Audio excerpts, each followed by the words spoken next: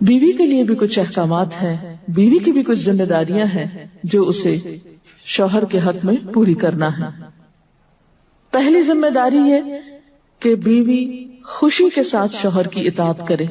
قرآن پاک میں نیک عورتوں کی صفت یہ بتائی گئی ہے، فالصالحات قانتات، نیک عورتیں فرما بردار ہوتی ہیں، ایک طرف اللہ کی اطاعت گزار اور دوسری طرف شوہر کی اطاعت گزار۔ شوہر کی اطاعت کے بارے میں ایک حدیث میں آتا ہے، آپ صلی اللہ علیہ وسلم نے فرمایا، دو قسم کے لوگ ایسے ہیں کہ جن کی نمازیں ان کے سروں سے اوپر نہیں جاتی، ایک وہ غلام جو اپنے آقا سے بھاگ جائے جب تک کہ واپس نہ آئے، اور دوسرے وہ بیوی جو اپنے شوہر کی نافرمانی کرے جب تک کہ نافرمانی سے باز نہ آ جائے۔ یہاں تک حکم ہے کہ بیوی شوہر کے معاملے میں کسی دوسرے کی بات نہ مانے، یعنی شادی کے بعد ایک عورت جب شوہر کے گھر چلی جاتی ہے تو پھر شوہر کا حق سب سے بڑا ہو جاتا ہے۔ بعض اوقات ہمارے معاشرے میں ایک طرف شوہر کچھ کہتا ہے، دوسری طرف والدین کچھ کہتے ہیں، تیسری طرف کسی اور کا مشورہ کچھ ہوتا ہے، عورت بیچاری بیچ میں پس جاتی۔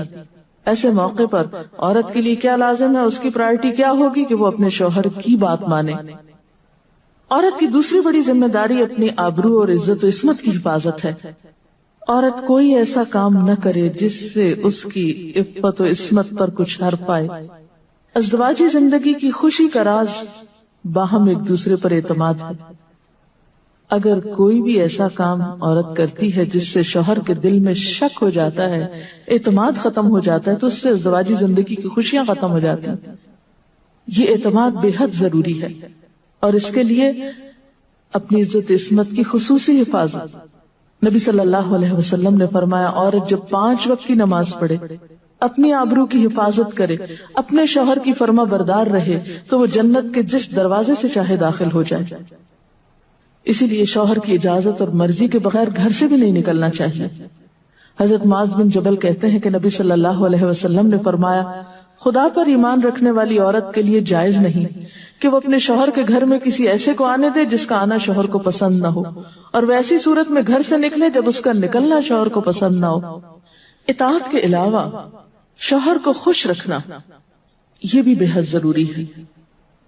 نبی صلی اللہ علیہ وسلم نے فرمایا، جس عورت نے اس حال میں انتقال کیا کہ اس کا شوہر اس سے خوش تھا تو وہ جنت میں داخل ہوگی۔ اور عموماً کسی کی خوشی کے لیے انسان اپنے جذبات کی قربانی دیتا ہے، بعض اوقات اپنی سوچ کی قربانی دیتا ہے، بعض اوقات اپنے کسی اور راحت و آرام کی قربانی دیتا ہے۔ تو ایک عورت جب اپنے شوہر کو خوش کرتی ہے تو جواباً اس کے لیے خوشی پلٹتی۔ اس لیے گھریلو زندگی کی خوشی کا انحصار اسی بات پر ہے کہ دونوں ایک دوسرے کے لیے قربانی کے جذبات رکھتے ہوں، ایک دوسرے کے لیے رحمت اور ایک دوسرے کے لیے مودت کا ذریعہ ہوں، جیسا کہ قرآن پاک میں شادی کا مقصد یہ بتایا گیا کہ دونوں کے درمیان باہم مودت اور رحمت کے جذبات ہوں، ایک دوسرے کے لیے سکون کا باعث ہوں، تاکہ انسانی زندگی بہترین طریقے پر رواں دواں رہے۔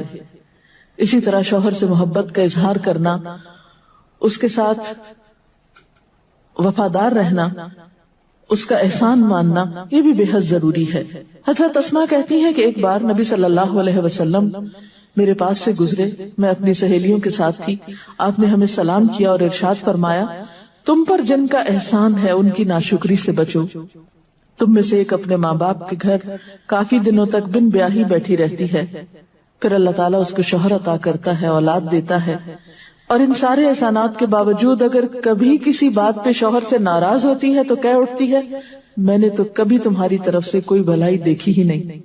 یہ جملہ ناشکری کا جملہ ہے جو عورت کو نہیں بولنا چاہیے۔ قیامت کے دن اللہ تعالیٰ اس عورت کی طرف نظر رحمت اٹھا کر نہیں دیکھے گا جو شوہر کی ناشکری ہوگی۔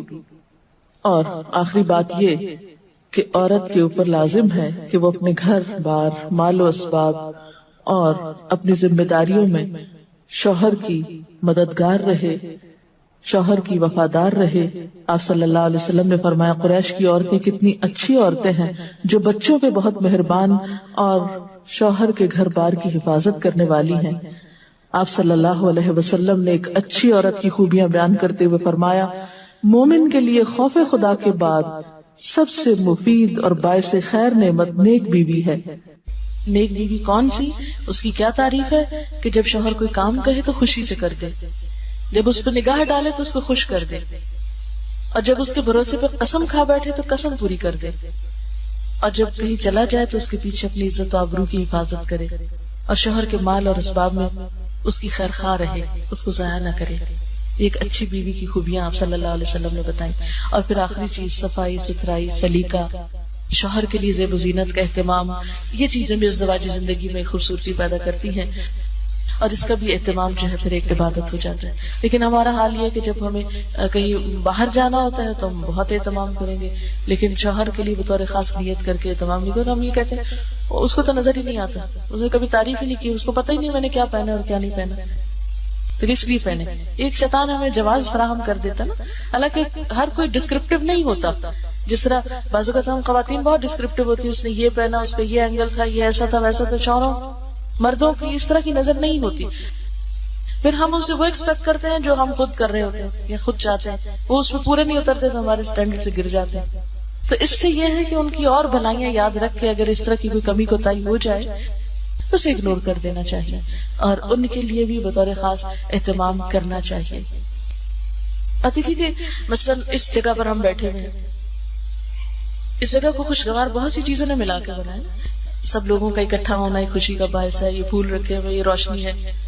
اب ہم ایک ایک چیز گن تو نہیں سکتے، لیکن اوور آل ہر چیز کا اپنا ایک ایفیکٹ ہے، اور ہر چیز کا اپنا ایک اثر ہے۔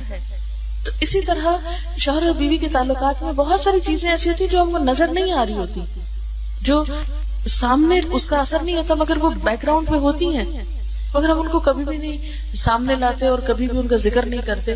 تو ہمیں ان معاملات میں تھوڑی کوشش کر کے کچھ احسانات کا کبھی زبان سے اگر بول دیں گے تو اس سے کچھ کمی نہیں ہوتی، لیکن دوسرے کا دل جیتا جاتا ہے، اور دوسرے کا دل خوش کرنا تو بہت بڑی عبادت ہے، اور اس کا آغاز اگر گھر سے ہو تو اور اچھا ہے، کیونکہ گھر والوں کو خوشیاں دینے سے خود خوشیاں اپنے آپ پہ پلٹتی، دے کر زیادہ ملتی ہیں، لیتے وہی ہیں جو دینا جانتے ہیں۔